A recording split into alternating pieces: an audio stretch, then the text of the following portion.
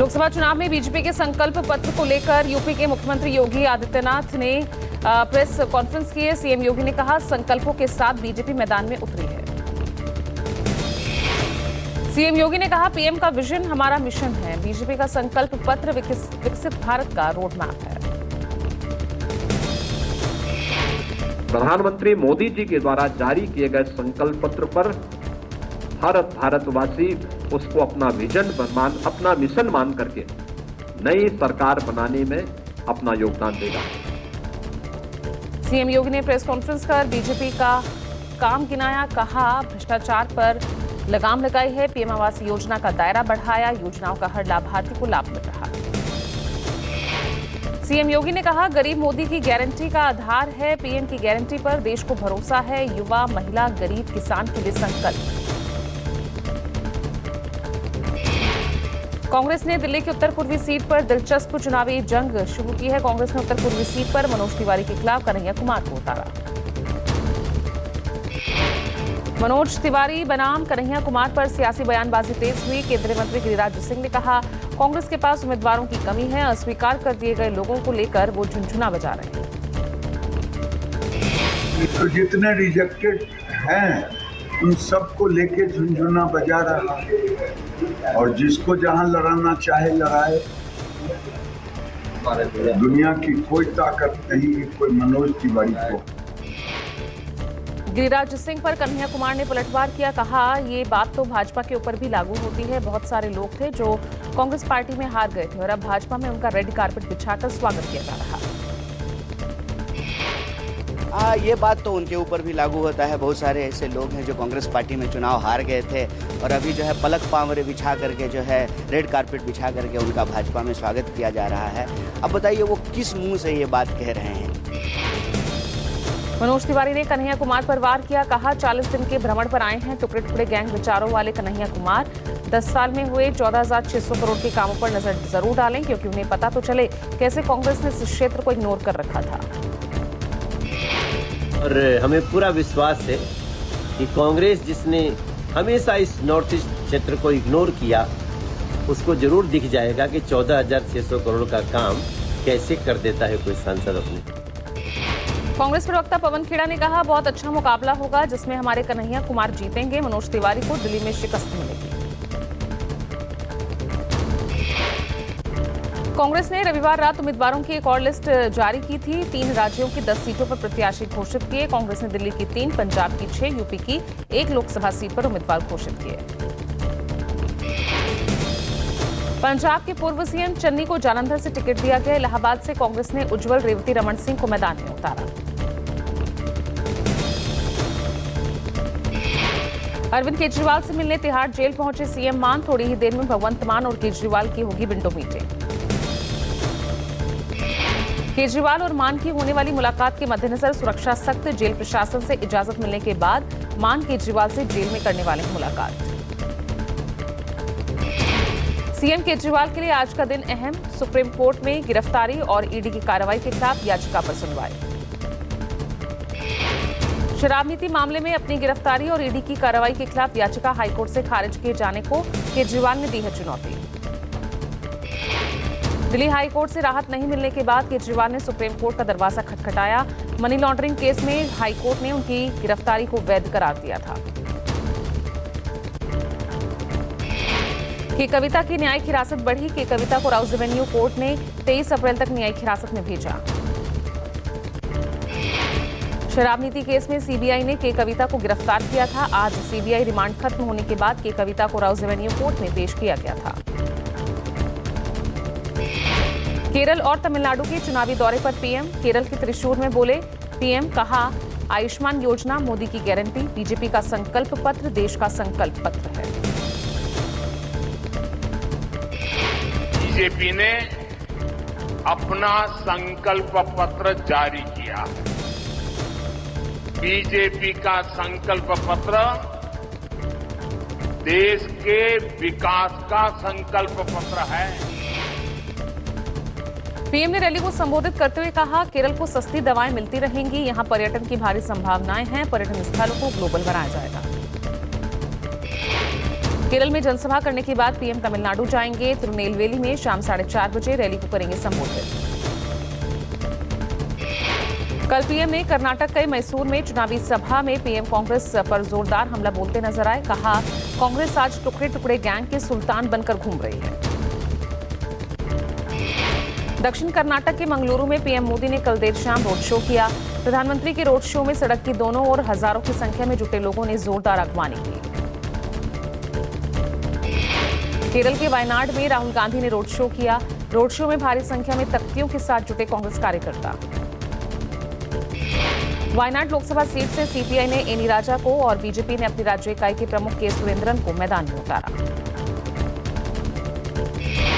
बिहार में जुबानी जंग तेज। आरजेडी के सारण से प्रत्याशी रोहिणी आचार्य ने एनडीए पर निशाना साधा। कहा, लालू के लाल के नाम से थर्रा रहे हैं एनडीए के लोग।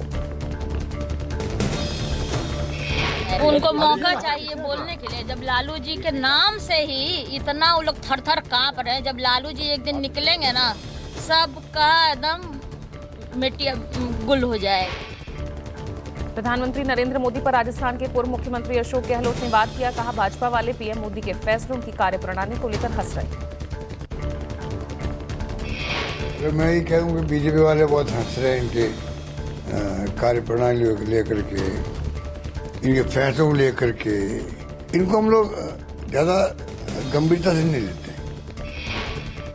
राहुल गांधी पर केंद्रीय मंत्री अनुराग ठाकुर ने तंज कसा। कहा, अगर राहुल गांधी की सरकार होती तो न मंगलयान मिशन सफल होता, न कभी चंद्रयान मिशन सफल होता। श्रीमान राहुल गांधी जी, अगर आपकी सरकार होती तो ना मंगलयान मिशन सफल होता, कभी ना चंद्रयान मिशन सफल होता, ना ही आप कभी गगनयान के बारे में सोचते। क्योंकि कांग्रेस तो वो सोचती जो विदेशी ताकतें देश के बारे में। बीजेपी के संकल्प पत्र पर राहुल गांधी के बयान पर धर्मेंद्र प्रधान ने पलटवार किया। कहा, कांग्रेस पार्टी और उनके नेता राहुल गांधी भारतीय राजनीति और लोगों के मन से गायब हैं। भारत की राजनीतिक दृश्यपट से कांग्रेस पार्टी और उनकी नेता युवराज राहुल गांधी ही गायब है, लोगों के मन से गायब है। जब उन्होंने जिम्मेवारी में थे, उन लोगों ने लोगों को ठगा धोखा दिया, इसीलिए वो आज विपक्ष में है और विपक्ष से भी और नीचे जाएंगे, इसलिए उनकी कोई उतर नहीं। शिवसेना यूबीटी नेता संजय राउत ने पीएम मोदी को घेरा। कहा, महाराष्ट्र में एक नया खेल शुरू है। भाजपा ने चंदा लो का 8,000 करोड़ का खेल किया। संजय राउत ने कहा, प्रधानमंत्री मोदी भ्रष्टाचार की बात करते हैं, व्यवहार में पारदर्शिता लाने की बात करते हैं। महाराष्ट्र में उनके जो साथी श्रीकांत शिंदे हैं, उनका एक फाउंडेशन बहुत ही रहस्यमय तरीके से काम करता है। समाजवादी पार्टी के गढ़ मैनपुरी में डिंपल यादव के नामांकन की सारी तैयारियां पूरी हो गई है। मैनपुरी से चुनावी मैदान में उतरे अखिलेश यादव की पत्नी कल 16 अप्रैल को नामांकन भरेंगे। डिंपल यादव के नामांकन के दौरान सपा अध्यक्ष अखिलेश यादव मौजूद रहेंगे। अखिलेश यादव के अलावा रामगोपाल यादव और बड़े नेता भी मौजूद रहेंगे। सपा प्रत्याशी डिंपल यादव के सामने बीजेपी ने पर्यटन एवं संस्कृति मंत्री जयवीर सिंह को प्रत्याशी बनाया है। 3 चुनावों के बाद भाजपा ने क्षत्रिय चेहरे पर दांव लगाया। पंजाब के फरीदकोट लोकसभा क्षेत्र में आम आदमी पार्टी ने निकाली बाइक रैली। 1000 से ज्यादा मोटरसाइकिलों पर निकाली गई रैली। धर्मकोट, फतेहगढ़, कोइट से खां से होकर ये रैली निकली।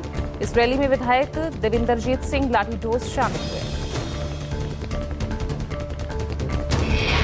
21 पूर्व जजेस ने सीजेआई को चिट्ठी लिखी। चिट्ठी में सुप्रीम कोर्ट के 4 पूर्व जजेस के नाम, चिट्ठी में हाईकोर्ट के 17 पूर्व जजेस के भी नाम। चिट्ठी में अनुचित दबाव का जिक्र किया गया है। पूर्व जजेस ने सीजेआई से कहा, जनता के विश्वास को नष्ट किया जा रहा।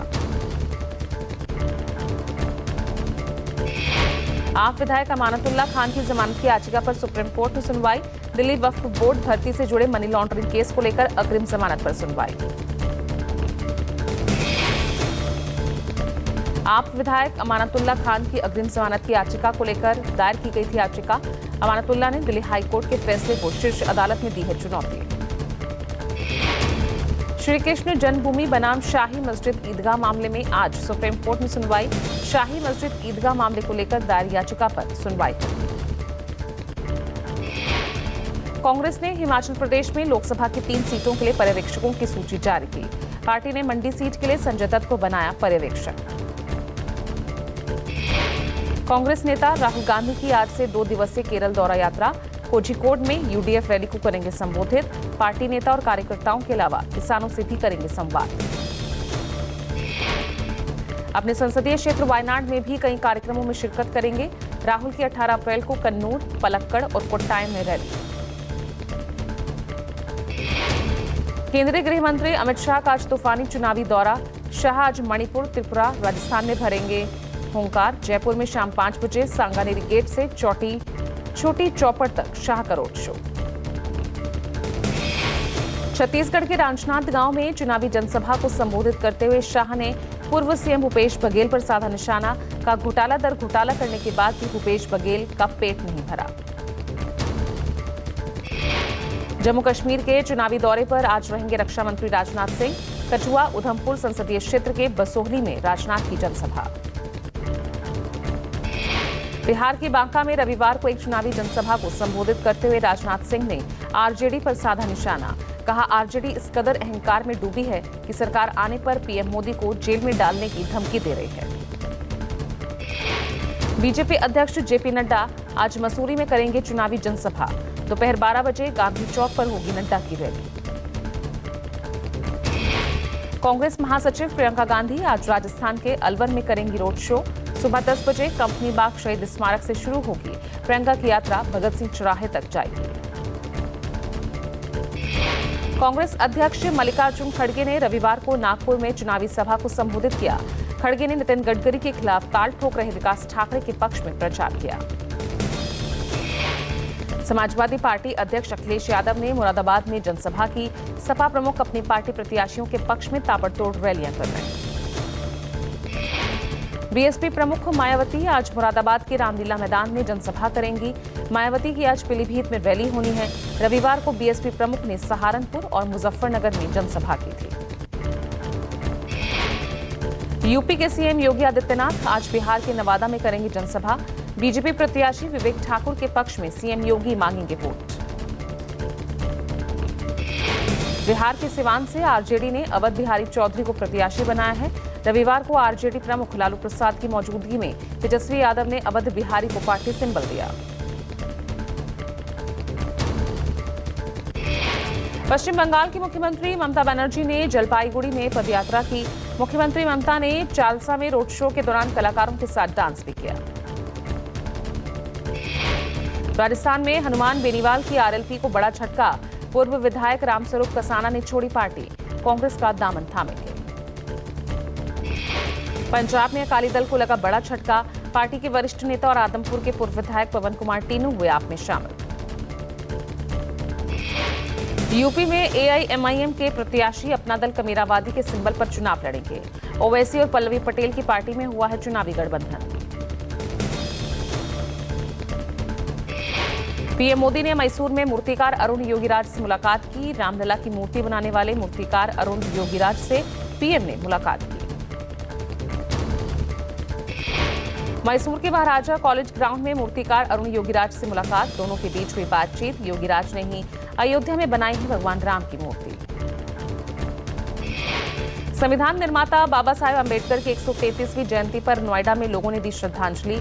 दलित प्रेरणा स्थल पर भारी संख्या में लोग इकट्ठा हुए।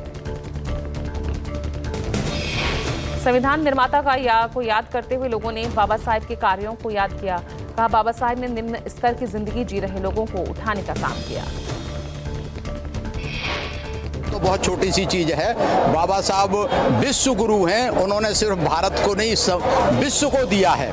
आज आपने देखा होगा विश्व की जितनी बड़ी बड़ी यूनिवर्सिटी कॉलेज हैं, बाबा साहब के फोटो लगाए जा रहे हैं, बाबा साहब की मूर्तियां लगाई जा रही हैं। मैं ये कहूँगा कि बाबा साहब एक ऐसा नाम है पूरे भारत में जो हर धर्म, हर वर्ग का लोग लेना चाहता है। हर जगह उनका फोटो लगाना चाहता है। बिना उनके फोटो के कोई कार्यक्रम नहीं होगा, चाहे कोई भी प्रोग्राम आप देख लीजिए। अमरनाथ यात्रा के लिए आज से रजिस्ट्रेशन शुरू। यात्रा 29 जून से शुरू होकर 19 अगस्त को समाप्त होगी। ऑनलाइन ऑफलाइन दोनों तरह से रजिस्ट्रेशन आज से शुरू। यात्रा के लिए आधिकारिक वेबसाइट www.jksasb.nic.in पर जाकर कराया जा सकता है रजिस्ट्रेशन। इस बार 52 दिन की यात्रा होगी। 13 से 70 साल की उम्र तक के भारतीय नागरिक कर सकते हैं अमरनाथ यात्रा, जरूरी मेडिकल सर्टिफिकेट बनवाने की प्रक्रिया जारी। 6 लाख यात्रियों के हिसाब से हो रही है तैयारी, पूरे रूट पर खान पान, रुकने और हेल्थ चेकअप के लिए व्यवस्था। फिल्म एक्टर सलमान खान के घर पर हुई गोलीबारी की जांच, मुंबई क्राइम ब्रांच को ट्रांसफर। सूत्रों से खबर, क्राइम ब्रांच ने सांता क्रूज के वकोला से 3 संदिग्धों को हिरासत में लिया। सलमान खान के निजी सुरक्षा गार्ड के बयान के आधार पर एफआईआर दर्ज, धारा 307 और आर्म्स एक्ट के तहत केस दर्ज। सलमान खान की बिल्डिंग पर फायरिंग मामले में क्राइम ब्रांच ने 2 संदिग्धों की तस्वीर जारी की। पुलिस की जारी तस्वीर में एक की पहचान का दावा। गैंगस्टर रोहित गोदारा गैंग का शूटर विशाल उर्फ कालू के तौर पर एक की पहचान। हरियाणा के गुरुग्राम का रहने वाला कालू पर हत्या के कई मामले दर्ज। मध्य प्रदेश के रीवा में बोरवेल में गिरे 6 साल के मासूम को नहीं बचाया जा सका। 45 घंटे के रेस्क्यू ऑपरेशन के बाद निकले बच्चे की मौत हो चुकी थी। यूपी के वाराणसी में मशहूर फैशन डिजाइनर मनीष मल्होत्रा की बनारसी साड़ी पर आधारित फैशन शो हुआ। बॉलीवुड स्टार रणवीर सिंह और कृति सेनन ने रैंप पर वॉक किया। वाराणसी में अभिनेत्री कृति सेनन, अभिनेता रणवीर सिंह और फैशन डिजाइनर मनीष मल्होत्रा ने काशी विश्वनाथ मंदिर में पूजा अर्चना की। लखनऊ में संपन्न हुआ IIMC alumni meet UP chapter connections. अलग अलग हिस्सों से करीब 55 छात्रों ने हिस्सा लिया।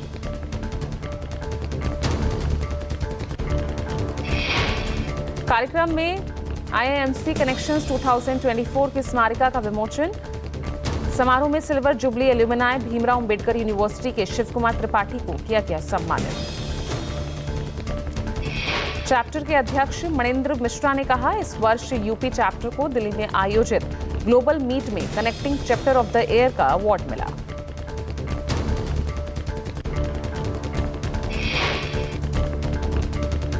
नोएडा पुलिस ने नोएडा सेक्टर 126, रायपुर और सीमावर्ती क्षेत्रों में चलाया सत्यापन अभियान। अभियान के तहत पुलिस ने सभी मकान मालिकों को दिए सुरक्षा से संबंधी निर्देश। सत्यापन अभियान के तहत पीजी और किराएदार वाले सभी मकान मालिकों को दिए गए सत्यापन फॉर्म। राजस्थान के सीकर में दर्दनाक सड़क हादसा, कार में लगी आग, 7 लोगों की जलकर मौत, मरने वालों में 2 बच्चे, 3 महिलाएं शामिल।